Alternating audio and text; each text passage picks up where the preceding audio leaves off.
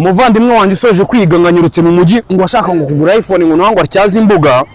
ahura n'umuvandimwe aramubwira ngo mfite iPhone 40 n'abaza iPhone 40 yasohotse ryari ngo yarasohotse ngo nyene niviriye ku ruganda umubwira iPhone bamuhaye do